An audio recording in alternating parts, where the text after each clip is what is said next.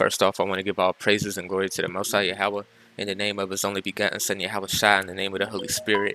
In Paleo Hebrew, it's called Allah, Yahawah, Bahashem, Yahawashai, Bahashem, Rahach, Kodash. Double honors unto the elders and apostles of GMS who taught me this truth. Salutations to all the brothers out there that's teaching this word in truth and sincerity and peace. Blessings and healings onto the elect and the multitude, because that's why we do these videos. And today I want to talk about this because this is big, man. This is big. Israeli drone attack on Iranian weapons factory was phenomenal success. Sources, and this was in the Jerusalem Post. The Israelis, who are not the real Jews, they're Edomites, and the Iranians, which are the Persians, you know, they have a big part to play in World War III. You know, it names, you know, the Iranians. It says what they're going to do and who's going to start World War III. The Israelis, okay? And before I even get into this, I want to get a few scriptures. Now, if these were the real people of the Lord, okay, when they got back in Jerusalem, there would be no more war on the earth. But you see everything that's happened since 1948. Here go the prophecy right here, because the Israelites won't go back into that land until YAHAWASHI, who we all call Jesus Christ, He brings them there Himself. They would never be able to go back until then. This is Micah 4:3. And He shall judge among many people and rebuke strong nations afar off. And they shall beat their swords into plowshares and their spears into pruning hooks. Nation shall not lift up sword against nation, neither shall thou learn war anymore. So this is prophecy about what would happen when the Israelites got back in that land. When the real Israelites touch that land, ain't gonna be no more war, no more fighting. Okay, it's gonna be peace on the earth. Okay, now that I got that, let's get the prophecies on who has the land and who has the land now. This is Ezekiel 36 and 5. It says, "Therefore thus say YAHAWASHI, surely in the fire of my jealousy have I spoken against the residue of the heathen and against all Idumea." Okay, I'm going to get who Idumea is in a minute. "Which have appointed my land into their possession with the joy of all their heart, with despiteful minds to cast it out as a prey." So the Idumeans got the land right now. YAHAWASHI's favorite part of the earth. Now when you go to Idumea, Edom, descendants of Esau, the Edomites got that land today. Go into Joel chapter 3. This is talking about prophecy of the last days. "For behold, in those days and at that time, when I shall bring again the captivity of Judah and Jerusalem." So the Israelites went to slavery, okay? Judah and Jerusalem, the northern kingdom and the southern kingdom. "I will also gather all nations and will bring them down into the valley of Jehoshaphat." YAHAWASHI. Middle East, okay, "and will plead with them there for my people and for my heritage Israel, whom they have scattered among the nations and parted my land." Why does it say this? Okay, because they scattered His people and they parted my land, because there's two people in that land today. That's why there's a Palestinian and Israeli conflict. Isaiah 26:10, "Let favor be showed to the wicked, yet he will not learn righteousness. In the land of uprightness will he deal unjustly, and will not behold the majesty of YAHAWASHI," because the Edomites in that land having gay parades. You know what I'm saying? You can look this up. They got trans over there.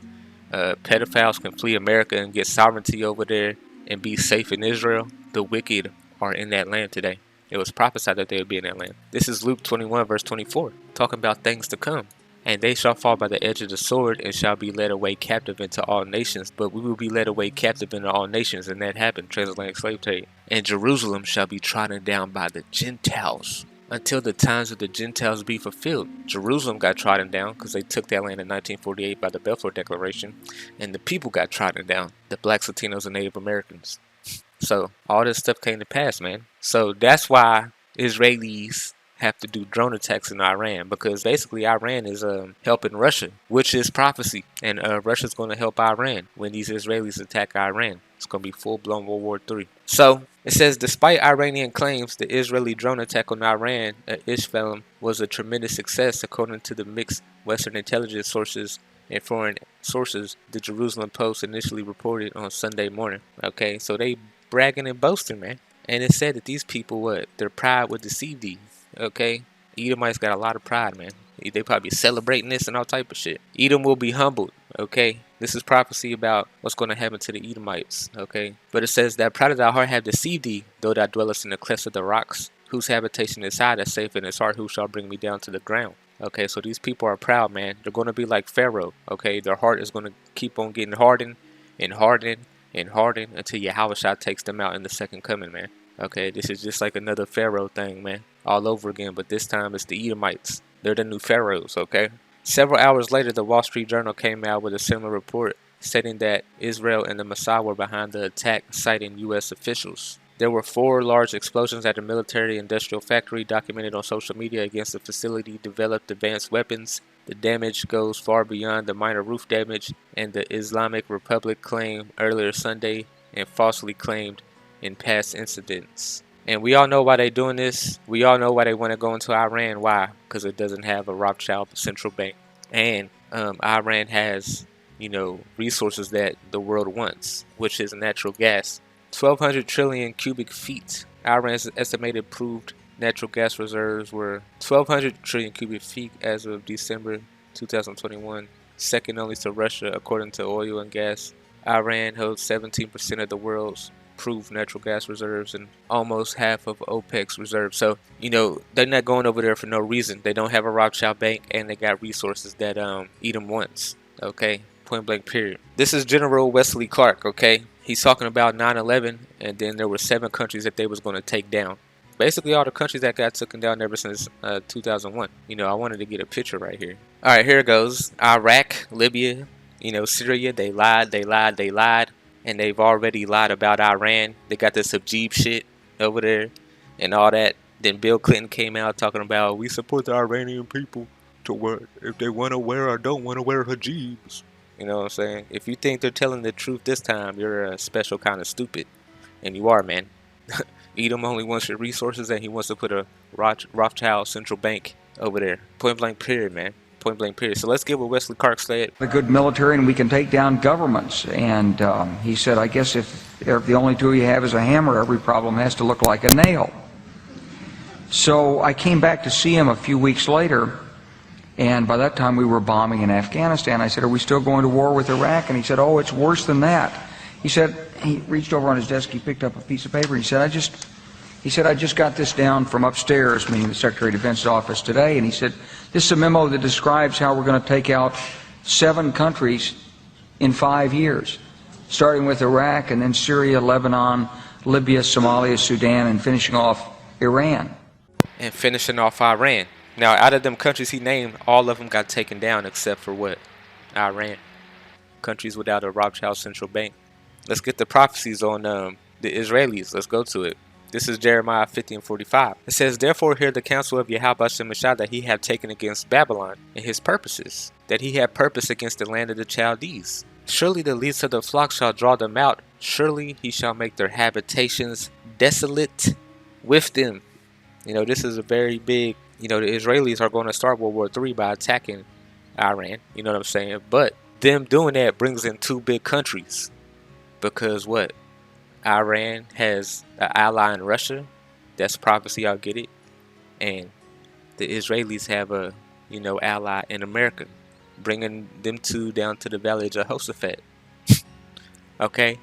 And YAHAWASHI already brought them down there, America down there, okay, in 9/11. And then he brought them Israelis over there in 1948 by the Balfour Declaration. So YAHAWASHI has always been playing chess. Everything he said has come to pass. And he said he was going to bring them down there. You know what I'm saying? So, man. This is Jeremiah 49:20. Therefore hear the counsel of YAHAWASHI that he have taken against Edom. So saying the same thing. It said Babylon. But now it names them by name. So Babylon is connected with Edom. Okay, Babylon the Great, America. Okay, they would take the land. The Edomites, a tribe of Edom, is over there in Israel. And his purpose is that he had purpose against the inhabitants of Teman. Surely the least of the flock shall draw them out. Surely he shall make their habitations desolate with them. So by Israel being too proud, the pride of their heart have deceived thee, attacking Iran, bringing America and Russia, it's going to make them desolate, man. Their loss is already in the scriptures. They're going to lose. Now, I got some prophecies on Iran.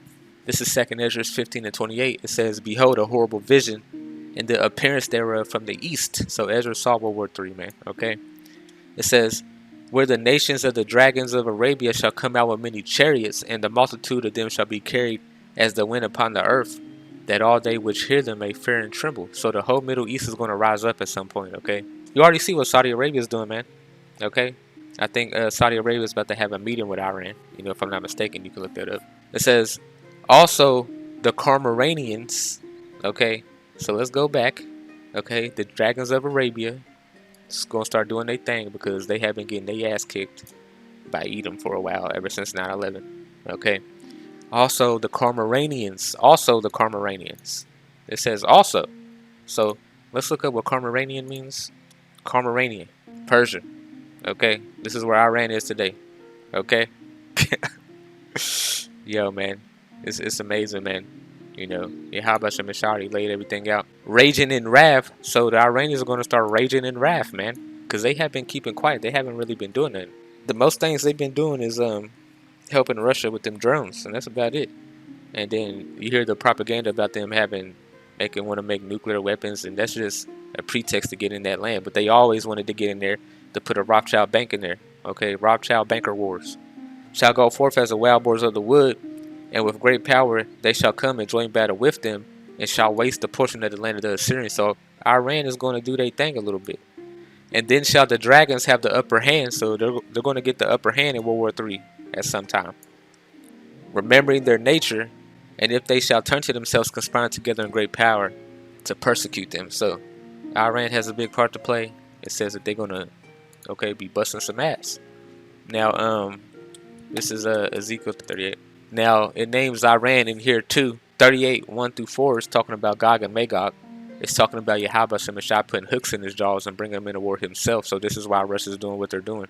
But when you go down, Persia, it names them by name. Ethiopia and Libya with them, all of them with shield and helmets. Okay, so Persia, is Iran. Now, when you can just look this up also, man. When did it change from Persia to Iran? In 1935. Okay, so it names, Iran basically by name. It says, "Be thou prepared and prepare for thyself and all thy company that are assembled unto thee, and be thou a guard unto them." So let's backtrack a little bit. In Jeremiah 50:45 and Jeremiah 49:20, it talks about the least of the flock shall bring them out. Right? They're going to bring out America, and then by Israel attacking Iran, they're going to bring out Gog and Magog, which is Russia. Okay, and then things is going to go down. Because at the end of the day, World War III was prophesied about. Okay, and we got to look at this picture again. Countries without a Rothschild bank. This is why this is why they're trying to be sovereign, man. This is why all of them are working together. Okay, and Russia's been helping out other countries over here in South America also, giving them weapons. So they're going to flip too. This is Revelations 11 and 14. The second woe is past, and behold, the third woe cometh quickly. And by Israel doing what they did, it's going to be some things popping off, man. Okay, it's going to be some things popping off because what? Ukraine is getting its ass beat by Russia right now. Iran is helping Russia with that. So it's going to push Edom into a corner, and they're going to have to speed up their taking down of Iran. But then Russia's going to what? Go help Iran. And then it's a wrap. It's the end of the world. So double honors to the elders and apostles of Jesus who taught me this truth and call Allah YAHAWASHI